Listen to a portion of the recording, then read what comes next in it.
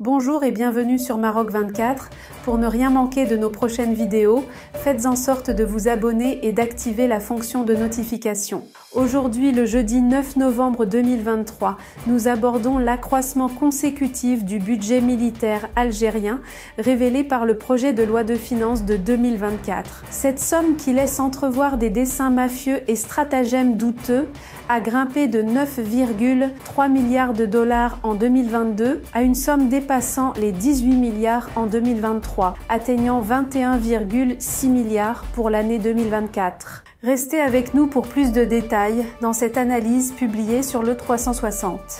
Au pays du régime militaire par excellence, l'Algérie n'ayant jamais connu d'autre pouvoir que celui des issabas successifs de généraux et de colonels depuis son indépendance en 1962, c'est bien évidemment l'armée qui continue à accaparer le premier poste budgétaire dans les lois de finances annuelles.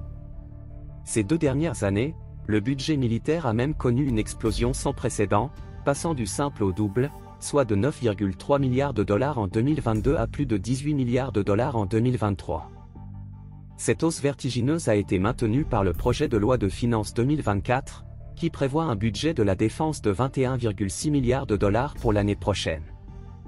Avec le premier budget militaire d'Afrique, ce dont elle se vante sans rougir, l'armée algérienne devient par conséquent le plus lourd fardeau pour l'État dans un pays où les citoyens font encore la queue pour se procurer, au prix d'une interminable attente, un sachet de lait, 1 kilo de semoule, 1 litre d'huile ou un seau d'eau potable.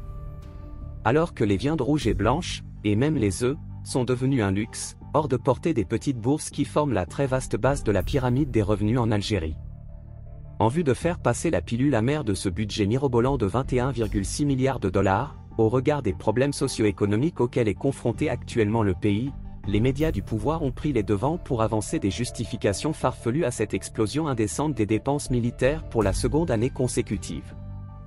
Selon le site du groupe médiatique Echorouk, qui confirme que l'armée reste le premier poste budgétaire de l'État algérien, une grande partie de ces 21,6 milliards de dollars, soit 2 962 milliards de dinars algériens, consacrés au ministère de la Défense nationale au titre de l'année 2024, va servir à financer les marchés d'acquisition de nouveaux armements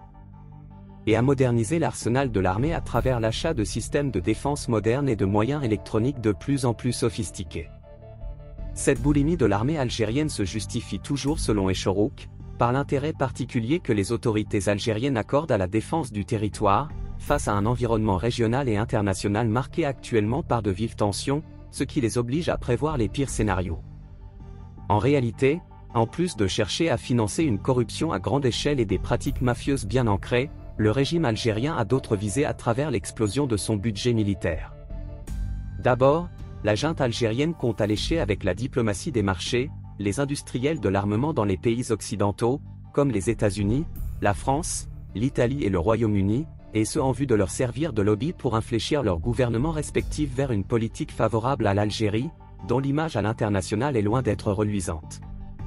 Ainsi, lors de sa visite en France en janvier dernier, le chef d'état-major de l'armée algérienne, le général Saïd Chengria, a promis de signer de gros contrats d'armement avec Paris, alors qu'en filigrane il cherchait en échange la livraison des opposants algériens exilés en France. Finalement, tout est tombé à l'eau quelques jours plus tard, suite à l'éclatement de l'affaire de la journaliste et opposante franco-algérienne Amira Bouraoui, interdite de quitter le territoire algérien mais qui a été exfiltrée en février dernier par les autorités françaises lors d'une opération où le régime algérien n'a vu que de l'humiliation. Mais les pays occidentaux ne sont pas vraiment intéressés par la vente d'armes sophistiquées à l'Algérie, dont ils savent qu'elle maintient toujours son positionnement hérité de la guerre froide, dans le giron de Moscou et de l'axe Téhéran-Damas. Dans le contexte actuel, ce qui les intéresse, c'est d'obliger l'Algérie à diversifier ses fournisseurs d'armement afin de ne pas contribuer financièrement à l'effort de guerre russe en Ukraine. L'autre visée du régime algérien est celle d'engager sur le plan régional, une course effrénée à l'armement avec le Maroc en vue d'obliger ce dernier à investir davantage dans le domaine du marché militaire et se détourner ainsi de la dynamique soutenue de développement de ses infrastructures et de son tissu socio-économique. Mais est pris à son propre piège qu'il croyait prendre, puisque c'est finalement l'armée algérienne qui continue à prendre en otage le développement de son pays en le privant de l'essentiel de ses ressources. Un chiffre récent suffit à illustrer ce gâchis. Le 10 octobre dernier, dans la déclaration de politique générale du gouvernement, déclinée devant les parlementaires algériens, le Premier ministre Aymen Ben Abderrahmane a affirmé que l'Algérie a engrangé de janvier à septembre 2023 des recettes de 38 milliards de dollars tirées de ses exportations d'hydrocarbures. Or, 21,6 milliards de dollars, soit quasiment les 2/3 de cette manne divulguée par le chef du gouvernement, sont tombés dans l'escarcelle des généraux. Il convient de rappeler que les recettes en devises de l'Algérie proviennent quasi exclusivement de la vente des énergies fossiles. Pour rester informé, je vous invite à regarder les vidéos Maroc 24 qui s'affichent sur votre écran.